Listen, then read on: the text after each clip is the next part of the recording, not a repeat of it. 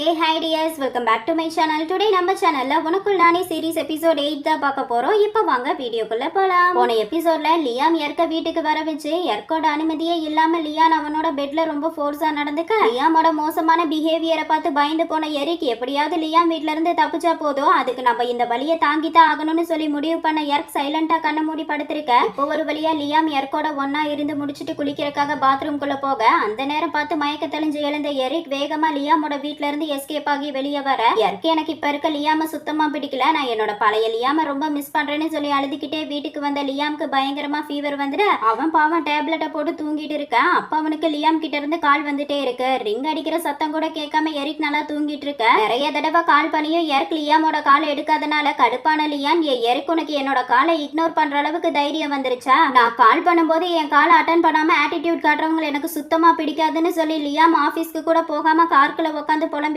இருக்க. அதை பார்த்த லியாமோட மேனேஜர் டைரக்டர் சார் ஆபீஸ்க்கு டைம் ஆயிடுச்சு, நம்ம ஆபீஸ்க்கு கிளம்பலாமான்னு சொல்லி கேட்க அதை கேட்டு கடுப்பான லியா மேனேஜரை முறைச்சு பார்க்க பயந்து போன மேனேஜர் மனசுக்குள்ள என்னாச்சு இவருக்கு, எதுக்காக இவ்ளோ கோவமா இருக்காரு, இவரோட உக்கிரமான பார்வையை பார்க்கும் போதே இவர் யாரையோ கொல்ல துடிக்கிற மாதிரி இருக்கேன்னு சொல்லி மேனேஜர் பாட்டுக்கு மனசுக்குள்ள புலம்பிட்டு இருக்க. லியா மேனேஜர் கிட்ட நம்ம இப்ப இனோவா கம்பெனிக்கு தான் போகணும்னு சொல்லி லியா மனசுக்குள்ள இந்த நேரத்துல ஏறி கண்டிப்பா ஆபீஸ்ல தான் இருக்கணும், இந்த தடவை நான் அவனை பிடிச்சு தரன்னு இழுத்து கொண்டு வந்து வீட்டுக்குள்ள போட்டு பூட்டி வைக்க போறேன், அப்படியே அவன் என்கிட்ட இருந்து தப்பிக்க முயற்சி பண்ணானா அவனோட 2 காலையும் உடைச்சு போட்டுறேன், அதுக்கப்புறம் அவன் என்கிட்ட இருந்து எப்படி தப்பிச்சு போறான்னு பாக்குறேன்னு சொல்லி லியாம் மனசுக்குள்ளேயே மாஸ்டர் பிளான் போட்டுட்டு இருக்க. லியாம் சொன்னதை கேட்டு கன்ஃபியூஸ் ஆன மேனேஜர் எதுக்காக பாஸ் இந்த நேரத்துல இனோவா கம்பெனிக்கு போலான்னு சொல்றாரு, அதுக்கு என்ன காரணமா இருக்குன்னு சொல்லி யோசிச்சு நம்ம மேனேஜருக்கு இனோவா கம்பெனில எர்க் ஒர்க் பண்றாங்கிற விஷயம் ஞாபகத்துக்கு வர அடடா எனக்கு இப்பதான் ஞாபகத்துக்கு வருது, டைரக்டர் சார் எர்க்க பாக்குறதுக்காக தான் போறாரா, டைரக்டர் சார் இருக்க கோபத்துல அவர் மட்டும் எர்க்க பார்த்தாருன்னா அவர் நிலைமை என்ன ஆகும்னு என்னால நினைச்சு கூட பார்க்க முடியல,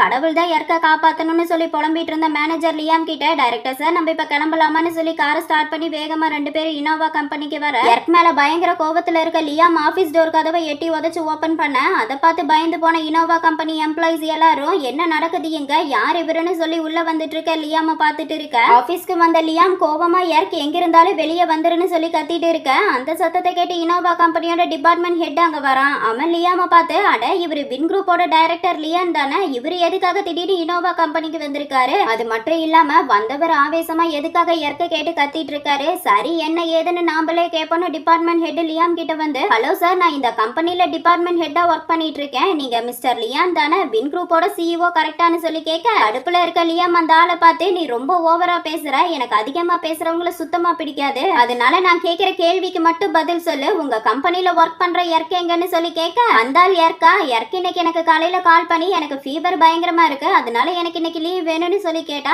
நானும் லீவ் கொடுத்துட்டேன்னு சொல்லிட்டு இருக்கேன். அதை கேட்ட லியாம் அப்படின்னா நான் எப்படியும் அவனை தேடி கம்பெனிக்கு வருவேங்கிற விஷயத்த தெரிஞ்சுக்கிட்டு சாமர்த்தியமா ஃபீவர் இருக்குன்னு போய் சொல்லி எஸ்கேப் ஆயிட்டானா. எரிக் உன்னால எத்தனை நாளைக்கு இப்படி என்கிட்ட இருந்து தப்பிச்சு போக முடியும், நான் உன்னை பிடிச்ச அந்த நிமிஷமே உன்னோட 2 காலையும் உடைச்சிடுவேன், உன் காலை உடைச்சு உன்னை என் பக்கத்திலேயே வச்சுக்க போறேன் பாருன்னு சொல்லி மனசுக்குள்ளேயே எர்க்க திட்டி கொட்டிட்டு இருக்கேன். அப்ப அங்க பிங்க் கலர் ஹேரோட ஒரு பையன் வரான். அவனை பார்த்த லியாம் இந்த பையனை 5 வருஷத்துக்கு முன்னாடி எங்கேயோ பார்த்த மாதிரி இருக்கேன்னு சொல்லி திங்க் பண்ணிட்டு இருக்க. அதை பார்த்த டிபார்ட்மெண்ட் ஹெட் லியாம் கிட்ட மிஸ்டர் லியாம் என்னாச்சு, எர்க் ஏதாவது தப்பு பண்ணிட்டானா, ஏன் இவ்ளோ கோவமா இருக்கீங்கன்னு சொல்லி கேட்டுட்டு இருக்க. அப்ப நம்ம லியாம்க்கு 5 வருஷத்துக்கு முன்னாடி எர்க் அந்த பிங்க் கலர் பையன் கூட ஜோடியா வந்து இவன் தான் என்னோட லவ்வர்னு சொன்னதும் அந்த பிங்க் கலர் மண்ட பையன் லியாம் கிட்ட நான் தான் எர்க்கோட லவ்வர், நாங்க 2 பேரும் சந்தோஷமா வாழ்ந்துட்டு இருக்கோம், ப்ளீஸ் இதுக்கப்புறம் எர்க்க தொல்லை பண்ணாதீங்க, இதுக்கு முன்னாடி எர்க் உங்களோட வாழ்ந்த நாட்கள் எல்லாம் முடிஞ்சு போச்சு, இப்ப எர்க் எனக்கு சொந்தமானவன்னு சொன்னதெல்லாம் ஞாபகத்துக்கு வர லியாம் பயங்கர கோவத்தோட அந்த பிங்க் கலர் ஹேர் பையன் பக்கத்துல வந்துட்டு இருக்க. லியாமோட கோவத்தை பார்த்து பயந்து போன அந்த பையன் எதுக்காக இவரு இவ்ளோ கோவமா என்ன பார்த்து வந்துட்டு இருக்காரு, இவரு கண்ணுல தெரியற கோவத்தோட உக்கரத்தை பார்க்கும் போதே அவர் என்ன கொல்ல துடிக்கிற மாதிரி இருக்கேன்னு சொல்லி அந்த பையன் பயந்து போய் லியாம பார்த்துட்டு இருக்க. எங்க லியாம் வேகமா அந்த பையனோட பக்கத்துல வந்து அவன் ஷர்ட்டை புடிச்சு இழுத்து நீ தானே எர்க்கோட பாய் ஃப்ரெண்டுன்னு சொல்லி கேட்க அந்த பையன் இல்ல நான் எர்க்கோட ஒன்னா ஒர்க் பண்ற ஃப்ரெண்டு அவ்வளவுதான்னு சொல்ல அதை கேட்ட லியாம் யார்கிட்ட கதை விடுற, 5 வருஷத்துக்கு முன்னாடி உனக்காகத்தானே எர்க்கு என்னையும் என் காதலையும் தூக்கி எறிஞ்சான்னு சொல்லி கத்த பயந்து போன அந்த பையன் இங்க பாருங்க சார் நான் பொய் சொல்லல, ஆபீஸ்ல எல்லார்கிட்டையும் கேட்டு பாருங்க, நானும் யாருக்கும் ஜஸ்ட் ஃப்ரெண்டு மட்டும் தான் சொல்ல அதை கேட்ட லியாம் என்னது 2 பேரும் ஜஸ்ட் ஃப்ரெண்டு மட்டும் தானா, என்ன ஃப்ரெண்டுன்னு சொல்லி என்னை ஏமாத்த முயற்சி பண்றியான்னு சொல்லி கேட்க அந்த பையன் கண்டிப்பா இல்ல சார், 5 வருஷத்துக்கு முன்னாடி எர்க்கு என்ன அவனோட லவ்வரா நடிக்க சொன்னா நானும் நடிச்சேன் அவ்வளவுதான், ப்ளீஸ் என்னை விட்டுருங்கன்னு சொல்ல அவன் சொன்னதை கேட்ட லியாம் என்னது எர்க்கும் அவனோட லவ்வரா நடிக்க சொன்னானா, அதுவும் ஏன் முன்னாடியான்னு சொல்லி கேட்க அந்த பையனும் ஆமா சார் அன்னைக்கு எர்க்கு பையன் கிட்ட உங்க முன்னாடி லவ்வர் மாதிரி நடிக்க சொன்னா நானும் அவன்கிட்ட ஏன் எதுக்குன்னு கேள்வி கேட்டேன். அதுக்கு ஏற்காது என்னோட தனிப்பட்ட விஷயம்னு சொல்லிட்டான். அதனால நான் அதை பத்தி எதுவும் கேட்டுக்கலன்னு சொல்ல அதை கேட்ட லியாம் அந்த பையன் கிட்ட நல்லா கவனமா கேட்டுக்கோ. நீ சொன்னது மட்டும் பொய்யா இருந்ததுன்னா அதுக்கப்புறம் நீ உயிரோடையே இருக்க மாட்டேன். நானே உன்னை என் கையாலேயே கொன்றுவேன்னு சொல்ல அதை கேட்டு பயந்து போன அந்த பையன் என்ன நம்புங்க சார், நான் சொல்றது எல்லாமே உண்மைதான். யாருக்கும் நானும் ஆபீஸ்ல ஒன்னா ஒர்க் பண்ற ஃப்ரெண்ட்ஸ் மட்டும்தான். ப்ளீஸ் சார் என்னை விட்டுருங்கன்னு சொல்லி பயத்துல அழுக.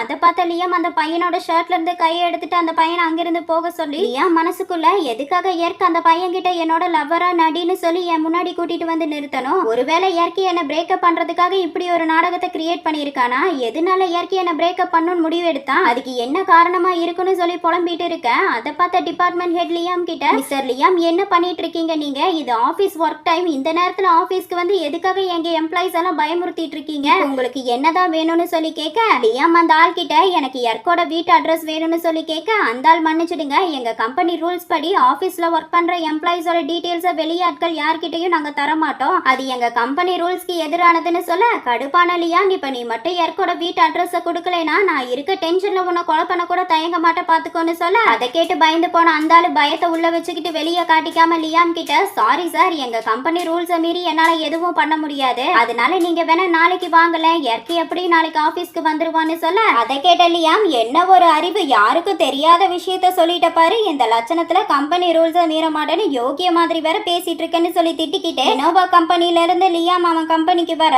ஆபீஸ்க்கு வந்த லியாம் தம் அடிச்சுக்கிட்டே, எனக்கு ரொம்ப குழப்பமா இருக்கு, எனக்கு என்ன பண்றதுன்னு ஒன்னும் புரிய மாட்டேங்குதுன்னு சொல்லி புலம்பிக்கிட்டே பக்கத்துல இருக்க மேனேஜர் கிட்ட, எதுக்காக ஏற்க அவன் கூட ஒர்க் பண்ற ஒருத்தனை லவ்வர் மாதிரி நடிக்க சொல்லி என் முன்னாடி கூட்டிட்டு வரணும்? அதுக்கு என்ன காரணமா இருக்குன்னு சொல்லி கேட்க மேனேஜர், ஒருவேளை அவருக்கு ஏதாவது நோய் இருந்திருக்கலாம், அதனால அவர் உங்களை விட்டு பிரிஞ்சு போறதுக்காக இப்படி ஒரு ஆக்டிங் பண்ணிருக்கலாம். இல்ல நீங்க அவரோட டே நைட்னு பார்க்காம ஓவரா அப்படி இப்படின்னு இருந்தனால கடுப்பாயி உங்களை பிரேக்கப் பண்ணலான்னு கூட முடிவு பண்ணிருக்கலாம் இல்லையா? இல்ல எங்க அவர் உங்களை பிரேக்கப் பண்ணா நீங்க அவரை விடாம தொல்லை பண்ணுவீங்களோன்னு நினைச்சு கூட அவர் இப்படி ஆளை செட் பண்ணி நடிக்க வச்சிருக்கலாம் இல்லையான்னு சொல்ல அவன் சொன்னதையெல்லாம் கேட்டு கடுப்பான இல்லையா, நீ ஜோக் பண்ண வரைக்கும் போதும், உன்னோட கேவலமான ஜோக்கை நிறுத்திட்டு நான் இப்ப என்ன பண்ணணும்னு சொல்லு, அவங்க கிட்ட இருந்து எப்படி உண்மையை தெரிஞ்சுக்கிறதுன்னு சொல்லுன்னு கேட்க மேனேஜர், அவர்கிட்ட இருந்து உண்மையை தெரிஞ்சுக்கிறதுக்காக நீங்க அவரை டார்ச்சர் பண்ணீங்கன்னா கண்டிப்பா அவர் எந்த உண்மையும் உங்ககிட்ட சொல்ல மாட்டாரு. அதனால உங்க கோபத்தை எல்லாம் மூட்டை கட்டி வச்சுட்டு நிதானமா பொறுமையா உங்களை பிரேக்கப் பண்ணதுக்கான காரணம் என்னன்னு கேட்டு அவர்கிட்ட இருந்து உண்மையை படிப்படியா வாங்க பாருங்கன்னு சொல்ல அதை கேட்டலியா,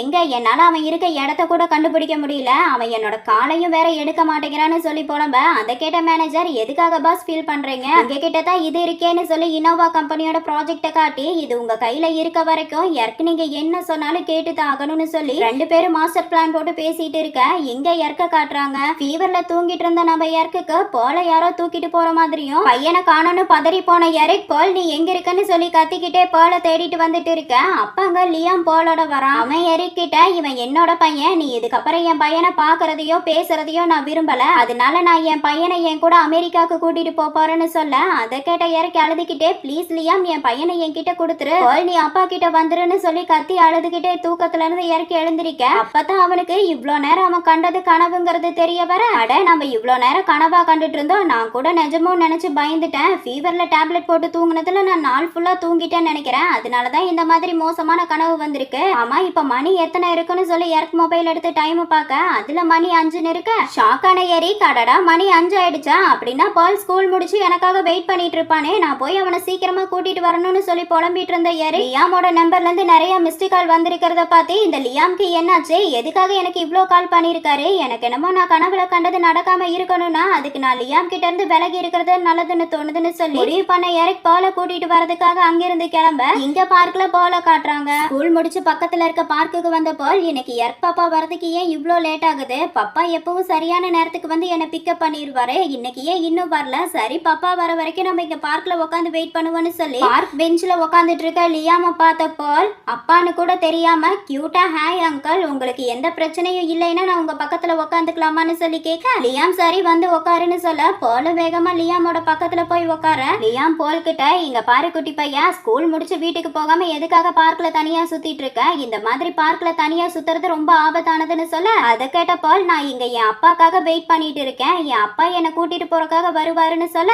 அதை கேட்ட லியாம், உன் அப்பாவுக்கு உன் மேல அந்த அளவுக்கு அக்கறை இல்லைன்னு நினைக்கிறேன், உன் மேல அக்கறை இருந்திருந்தா டைமுக்கு உன்னை கூட்டிட்டு போக இங்க வந்திருப்பாருல, உன் அப்பாவுக்கு உன் மேல சுத்தமா பாசமே இல்லைன்னு நினைக்கிறேன்னு சொல்ல பால், அப்படியெல்லாம் எதுவும் இல்ல, என் அப்பா என் மேல உயிரி மாதிரியே வச்சிருக்காரு. அதனால நீங்க என் அப்பாவை பத்தி தப்பா பேசாதீங்கன்னு சொல்லி பேர்ல் லியாம பார்த்து கியூட்டா சிரிக்க, பேர்ல உத்து பார்த்த லியாம் இந்த பையன் என்ன மாதிரியே இருக்கான். இந்த பையனுக்கு என்ன மாதிரியே ஹேர் பிரவுன் கலரா இருக்கு. அது மட்டும் இல்லாம இவனோட கண்ணு என் கண்ணு மாதிரியே ப்ளூ கலர்ல இருக்கு. யாராவது எங்க 2 பேரையும் ஒன்னா பார்த்தாங்கன்னா அப்பா மகன்னு தான் சொல்லணும்னு லியான் மனசுக்குள்ள பேசிக்கிட்டு லியாம் பாலை பார்த்து, சரி உன் அப்பாவை பத்தி நான் தப்பா பேசல, ஆமா உனக்கு எத்தனை வயசு ஆகுதுன்னு சொல்லி கேட்க, பால் எனக்கு 4 வயசு ஆகுது, நான் பக்கத்துல இருக்க கிண்டன் கார்டன்ல தான் படிச்சுட்டு இருக்கேன்னு சொல்லி லியாம் பாலும் பேசிட்டு இருக்க, அப்பாங்க லியாமோட மேனேஜர் வரான். வந்தவன் வேகமா லியான் கிட்ட ஓடி வந்து, சாரி சார் டிராபிக் ஜாம் அதிகம் இருந்தனால வரதுக்கு டைம் ஆயிடுச்சு, வாங்க சார் போலான்னு சொல்லி கூப்பிட, மேனேஜரை பார்த்த பால் கியூட்டா சிரிச்சுக்கிட்டே ஹலோ சார்னு சொல்ல, பால் லியாம் மாதிரியே இருக்கிறத பார்த்து ஷாக் ஆன மேனேஜர் லியாம் கிட்ட, டைரக்டர் சார் இது உங்க பையனான்னு சொல்லி கேட்க, அதை கேட்ட லியாம் என்ன உளறிட்டு இருக்க நீ, எனக்கு எந்த பையனும் இல்லைன்னு சொல்ல,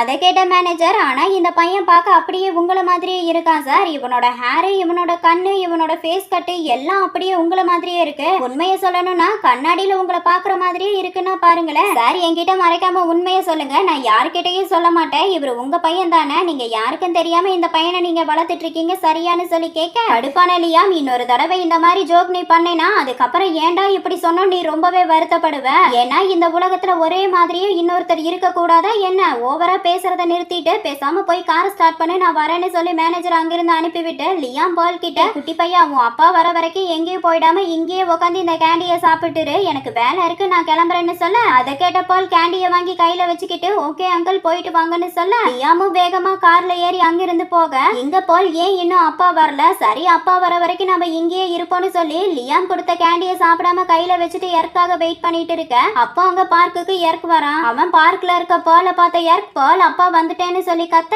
அப்பாவை பார்த்து ஹாப்பியான பால் வேகமா பெஞ்சில இருந்து கீழே இறங்கி வர, எர்க் பால் கிட்ட சாரி செல்லம் அப்பா உன்னை ரொம்ப நேரமா வெயிட் பண்ண வச்சுட்டேனான்னு சொல்லி கேட்க, பால் பரவாயில்ல பாப்பா நான் இங்க ஒரு அங்கிள் கூட தான் வெயிட் பண்ணிட்டு இருந்தேன், அவரு தான் எனக்கு இந்த கேண்டியை கொடுத்தாரு, பாப்பா நான் அந்த அங்கிள் கொடுத்த கேண்டியை சாப்பிடலாமான்னு சொல்லி கேட்க, எர்க் அப்படியா உன் கூட இருந்த அந்த அங்கிள் நேம் என்ன, அந்த அங்கிள் பார்க்க எப்படி இருந்தாருன்னு சொல்லி கேட்க, பால் கியூட்டா நான் அந்த அங்கிளோட நேமை கேட்க மறந்துட்டேன், ஆனா அந்த அங்கிள் ரொம்ப கோபக்காரரா பயங்கரமானவரா இருந்தாரு, அவரோட முகம் பார்க்க இப்படிதான் இருந்ததுன்னு சொல்லி பால் லியாம் மாதிரியே முகத்தை டெரரா வச்சு காட்ட, அதை பார்த்து எரிக் சிரிச்சுக்கிட்டே என் பையன் ரொம்ப திறமசாலி, சரிவா நம்ம வீட்டுக்கு போலாம், உனக்காக பாப்பா இன்னைக்கு டேஸ்டியான ஃபுட்டை குக் பண்ணி தரேன்னு சொல்ல, பால் பாப்பா எனக்கு இன்னைக்கு ஸ்பெகட்டியும் அது கூட பிரெஞ்ச் ஃப்ரைஸும் வேணும்னு சொல்ல, எரிக் சரி சரி அப்படின்னா நம்ம சீக்கிரமா வீட்டுக்கு போலாம், வீட்டுக்கு போய் நீ கேட்டது அப்பா உனக்காக குக் பண்ணி தரேன்னு சொல்லி எரிக் பாலை பார்த்துக்கிட்டே மனசுக்குள்ள என் வாழ்க்கையோட முழு சந்தோஷமே என் மகன் பால் தான், என் மகன் பாலை யாருனாலையும் என்கிட்ட இருந்து பிரிக்க முடியாது, ஒருவேளை உண்மையை தெரிஞ்சுக்கிட்டு லியாம் என் பையனை என்கிட்ட இருந்து எடுத்துக்க நினைச்சாலும் நான் பாலை விட்டு தர மாட்டேன், அவருனால என் பையனை என்கிட்ட இருந்து பிரிக்க முடியாதுன்னு சொல்லி மனசுக்குள்ள புலம்பிட்டு இருக்க,